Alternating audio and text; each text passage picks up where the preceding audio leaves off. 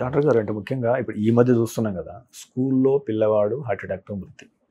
లేదా డ్యాన్స్ చేస్తూ కుప్పకూలిన యువతి. లేదా బరాత్ చేస్తూ యువకుడు మృతి. అంటే వీరికి ముందేమన్నా సింప్టమ్స్ వస్తాయా యాక్చువల్‌గా?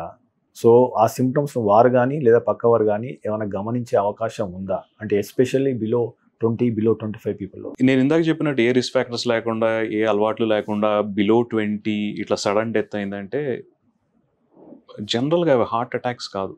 హ్మ్. వేరే కాజ్ ఏదో ఉంటుంది వాటికి. ఓకే. అంటే కంజెనిటల్‌గా జన్యుపరంగా ఏమన్నా వచ్చిన జబ్బులు, చానలోపతీస్ కానివ్వండి, కార్డియోమయోపతీస్ అంటాం. అంటే మజిల్ అబ్నార్మాలిటీస్ కానివ్వండి, హైపర్ట్రోఫిక్ కార్డియోమయోపతి అని, డైలేటెడ్ కార్డియోమయోపతి అని, ఇట్లాంటి డిసీజెస్ ఏ ఉండొచ్చు వాళ్ళకి. సో వాళ్ళకి సింప్టమ్స్ ఉండొచ్చు, ఉండకపోవచ్చు. అదే ప్రెజెంటింగ్ సింప్టమ్ కావచ్చు. సో, డాక్టర్ గారు అంటే మీరన్నట్లు ఇప్పుడు సాధారణంగా ప్రపంచ ఆరోగ్య సంస్థ WHO సర్వే ప్రకారం కూడా ఆల్మోస్ట్ 80% గుండె జబ్బులు ఏవైతే ఉన్నాయో వాటిని మనం ప్రివెంట్ చేయొచ్చు ప్రారంభంలో గుర్తిస్తే అంటారు. కానీ ప్రారంభంలో గుర్తించడే పెద్ద సమస్య. యాక్చువల్‌గా వాళ్ళకి ఫెటిగ్ కావచ్చు, మిగతా లక్షణాలు ఛాతీలో నొప్పి కావచ్చు. అంటే కొందరు అసలు ఎటువంటి లక్షణం ఇది గుండె జబ్బు అని తెలుసుకోవడానికి చాలా సతమతమవుతూ ఉంటారు. సో, టు ప్రివెంట్ అంటే ఇప్పుడు ఏదైతే అంటే ఇది గుండె జబ్బు లేదా గుండెకు సంబంధించిన ఏదో రకమైన ఇబ్బంది ఉంది అని తెలుసుకోవడం ఎలా? సో ఒకటి వెరీ ఇంపార్టెంట్ పాయింట్ ఇక్కడ. మీరు అన్నట్టు ఛాతీలో నొప్పి వచ్చి హార్ట్ అటాక్ అయింది అనుకోండి, that's a symptom. Heart attack it self is a symptom of blacks అన్నమాట. సో ఇప్పుడు గుండె రక్తంలో బ్లాక్స్ ఉన్నాయి అనుకోండి, ఎట్లాంటి ఇబ్బంది రావచ్చు, నడిచేటప్పుడు ఆయాసం రావచ్చు, ఛాతీలో బరువు అనిపించవచ్చు, యాంజినా పెక్టోరిస్ అంటాం. ఒక్కొక్కసారి తక్కువ ఎగ్జర్షన్ తోటి తక్కువ యాక్టివిటీస్ రావచ్చు, లేదా సడన్ గా హార్ట్ అటాక్ తోటి ప్రెజెంట్ అవ్వచ్చు. అది ఆల్రెడీ సిమ్టమ్ అన్నమాట. అంటే అప్పటికే లేట్ అయిపోయింది. సో ఇంకా ముందు గుర్తించాలి మనం. ఓకే. నేను కూడా మనకి చాలా వరకు పబ్లిక్ లో కొంచెం educated middle class and above కొంత అవేర్నెస్ అయితే ఉంది.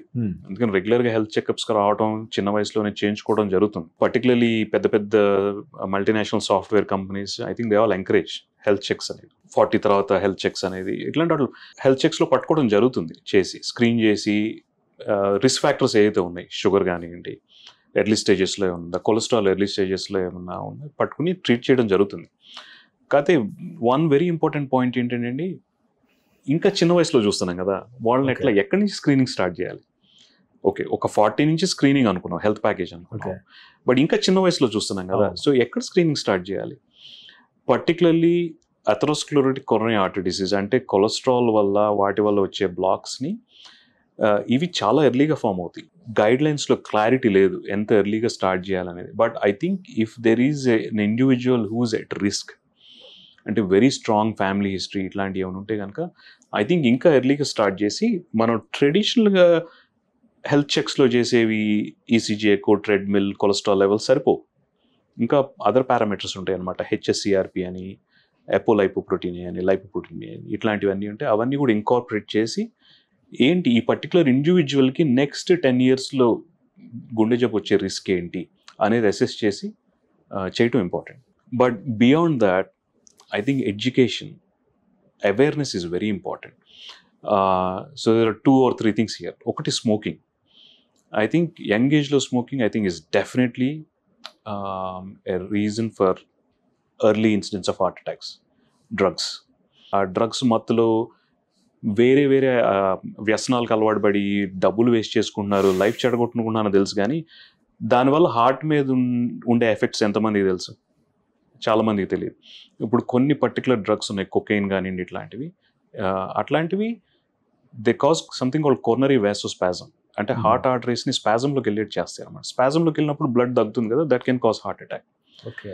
సో నెక్స్ట్ ఆల్కహాల్ వల్ల ఆల్కహాల్ రిలేటెడ్ కార్డియోమయోపతి అంటాం, మజిల్ వీక్ అయిపోయి దానికి సంబంధించిన డిసీజ్ రావటం. ఇట్లాంటివి ఐ థింక్ ఈ అవేర్నెస్ అనేది తీసుకురావాలి. అవేర్నెస్ అనేది తీసుకొచ్చేసి వీటిని కనుక మనం కర్బ్ చేయగలిగితే చాలా వరకు సక్సీడ్ అయ్యే ఛాన్స్. మీరు తీసుకునే అదే మందులు, అదే నాణ్యమైన మందులు, కానీ సగం ధరకే. అవును, మెడ్ ప్లస్ బ్రాండ్స్ పై 50 to 80% తగ్గింపు.